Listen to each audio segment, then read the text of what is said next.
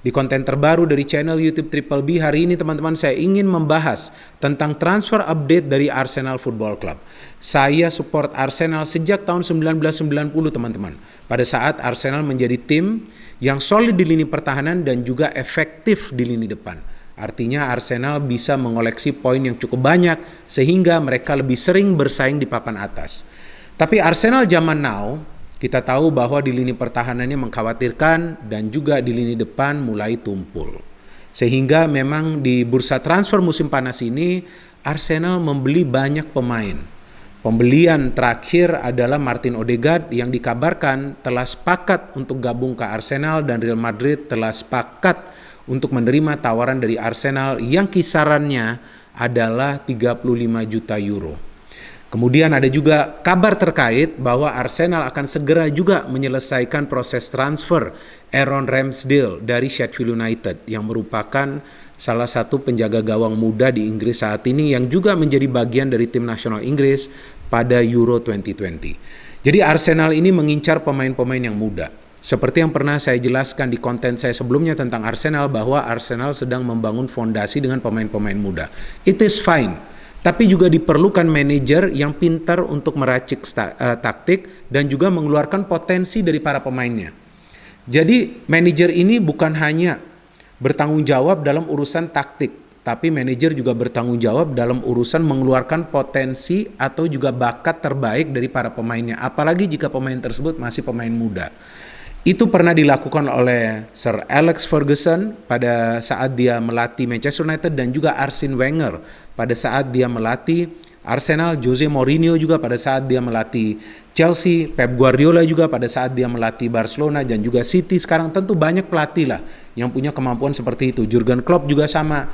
Tapi yang bagi saya ini masih menjadi tanda tanya besar, apakah Arteta mampu atau tidak nih mengeluarkan potensi atau bakat terbaik dari para pemain muda ini. Untuk saat ini saya masih ragu.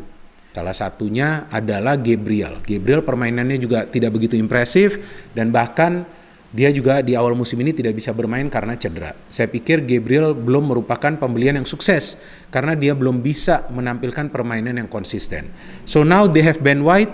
Ben White di first match-nya juga tampil sangat amat mengkhawatirkan, sulit untuk bisa menghentikan gerakan agresif dari para pemain Brentford. Beberapa kali dia justru terkecoh dengan gocekan para pemain Brentford dan juga pada proses gol kedua dari Brentford tampak dia hanya melihat arah bola tapi dia tidak mengawasi pemain-pemain lain dari Brentford yang berada di dalam kotak penalti.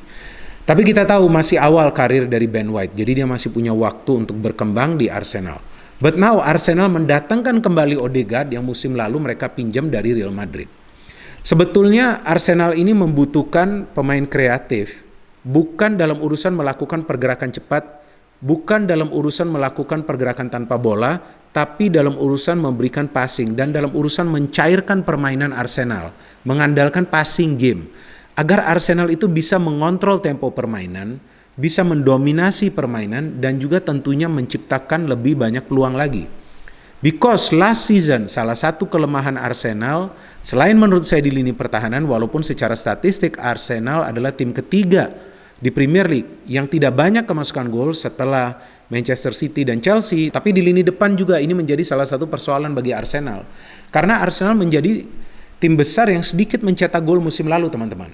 Aubameyang kita tahu produktivitasnya menurun, Lacazette lumayan bagus bisa mencetak belasan gol, tapi yang diperlukan tentu dari Aubameyang dan juga Lacazette adalah mereka bisa mencetak puluhan gol seorang pemain agar Arsenal ini bisa kembali bersaing di papan atas, ya bukan untuk merebut gelar juara. Saya pikir belum levelnya untuk saat ini bagi Arsenal, tapi kan paling tidak mereka harus menempati top 4 zone agar bisa bermain di Champions League musim depannya.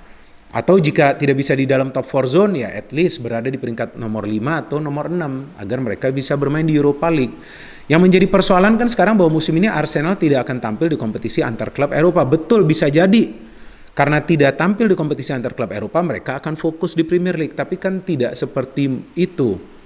Rumusnya? Rumusnya itu bahwa klub besar seperti Arsenal perlu juga bermain di Eropa, perlu juga bermain di kompetisi domestik, dan perlu juga perform from match to match. Baru mereka bisa berada at the top level.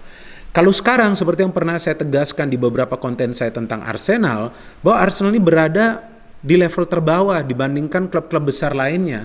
Mereka kalah jauh dari MU, dari Liverpool, dari Chelsea, dari Manchester City, even Tottenham Hotspur, even Leicester City. Jadi sekarang ini adalah masa-masa yang sulit bagi Arsenal. Arteta perlu merubah itu. Apakah dia bisa atau tidak nih mengeluarkan bakat-bakat dari para pemain muda ini? Saya pikir tidak akan mudah bagi Arteta karena sekarang pressure-nya semakin besar. Sebab first match itu Arsenal sudah kalah. Saat memang begitu banyak pemain inti dari Arsenal tidak bisa bermain, tapi lagi-lagi saya tegaskan bahwa itu tidak bisa menjadi alasan bagi Arteta. Dia sudah lama berada di Arsenal. Seharusnya dia sudah ada sebuah formula untuk dia terapkan ya agar para pemain siapapun yang tampil bisa menjalankan peran mereka dan juga bertanggung jawab dari taktik yang diterapkan oleh Arteta. Tapi ini kan tidak. Kita lihat para pemain Arsenal tuh di first match tampak hilang. Tidak ada koneksi di antara defense dengan midfield dan midfield dengan attack. Jadi dalam beberapa hari ke depan, Odegaard akan diperkenalkan sebagai pemain resmi Arsenal, teman-teman. Dan saya pikir Odegaard ini dibeli untuk menjadi pemain penghubung, untuk link up lini tengah dengan lini depan. Artinya dia punya peran besar dalam urusan kreasi serangan. Artinya dia harus bertanggung jawab dalam urusan mendistribusikan bola. Artinya distribusi bola harus lebih baik ke lini depan agar lini depan bisa lebih produktif. Lini depan itu kita tahu ditempati oleh Lacazette atau Aubameyang atau juga Nketiah. Memang Arsenal punya 2 pemain lagi seperti Emil Smith Rowe dan juga Saka.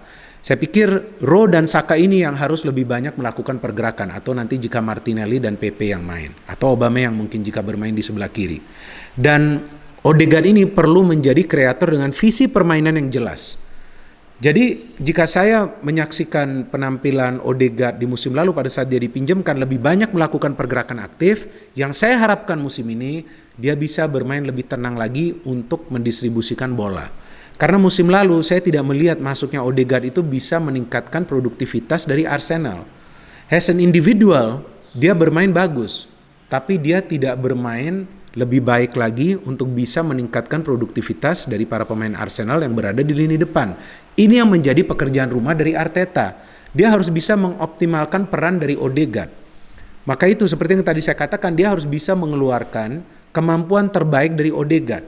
Jadi jangan sampai Odegaard ini hanya kerjanya di atas lapangan itu berlari-lari, ya, tapi dalam urusan distribusi bola dia tidak bisa melakukan itu secara baik. Sehingga itu akan menghambat Arsenal untuk mencetak gol yang lebih banyak lagi, karena yang dibutuhkan untuk mencetak gol adalah creating chances. Selain creating chances juga opportunity to score. Nah, itu semua nanti akan tergantung kepada kreasi serangan dari Odegaard. Memang musim lalu adalah waktu yang singkat, tapi saya pikir musim lalu kita sudah mendapat gambaran bagaimana peran Odegaard pada saat dia bermain di atas lapangan. Kalau menurut saya belum cukup baik untuk bisa meningkatkan produktivitas dari Arsenal. Musim ini yang akan menjadi penentuan bagi Odegaard.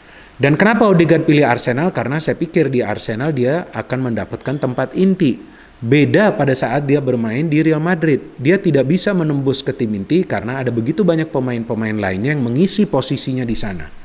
Jadi dia memilih Arsenal agar dia bisa bermain reguler, dia bisa menunjukkan kemampuan terbaiknya, artinya dia punya motivasi yang besar.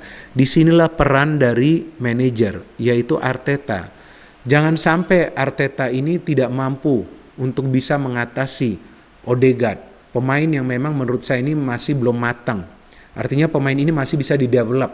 Contohnya seperti Cristiano Ronaldo pada saat dia pindah dari Lisbon ke Manchester United, ya kita tahu kan Fergie bisa merubah Ronaldo menjadi pemain yang produktif dan juga pemain yang lebih kreatif dan pemain yang lebih pintar, tentu lebih disiplin lagi. Itu yang perlu juga dilakukan oleh Arteta kepada Odegaard. Jadi jika dia bisa lakukan itu, maka peran dari Emil Smith Rowe dan Saka akan jelas, yaitu pergerakan yang cepat tanpa bola atau dengan bola, tapi Odegaard ini yang akan mengatur segalanya dari tengah. Karena di belakang Odegaard ada lagi 2 pemain yang bisa memproteksinya. Apakah itu Elneny, Xhaka, atau juga siapa Lokonga ya, pemain baru yang juga baru dibeli oleh Arsenal. Ya kita tunggu saja bagaimana nanti penampilan dari Odegaard. Untuk saat ini saya masih belum optimis bahwa Odegaard bisa meningkatkan produktivitas dari Arsenal untuk saat ini. Tapi saya harapkan segala sesuatunya bisa berubah karena saya sudah melihat penampilan Odegaard di pertengahan musim lalu. Dia sulit ya untuk bisa memberikan key passing dalam setiap game.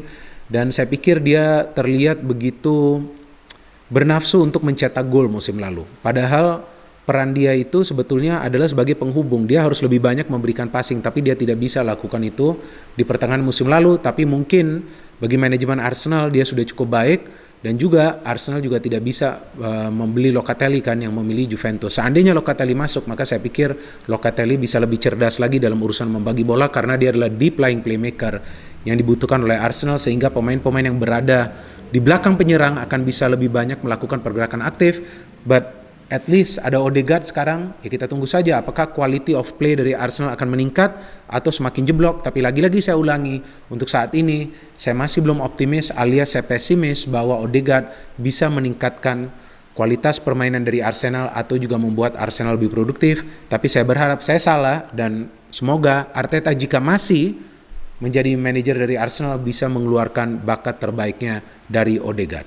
Jadi terima kasih banyak kepada teman-teman yang telah menonton dan mendengarkan analisa saya di konten terbaru ini, sambil juga kita menunggu nanti apakah Ramsdale akan gabung ke Arsenal, sambil juga kita menunggu apakah James Maddison pemain dari Leicester juga mungkin, kita belum tahu nanti at the final moments Arsenal juga akan beli Maddison, karena tampaknya Arsenal ini betul-betul sibuk di bursa transfer, walaupun pemain-pemain yang mereka beli ini menurut saya belum full matang alias setengah matang. Ya sekarang tugasnya kepada Arteta untuk bisa membuat para pemain ini fully develop. Jika dia tidak bisa lakukan itu, ya buat apa juga bertahan di Arsenal. Legowo saja, kasih saja ke pelatih lain.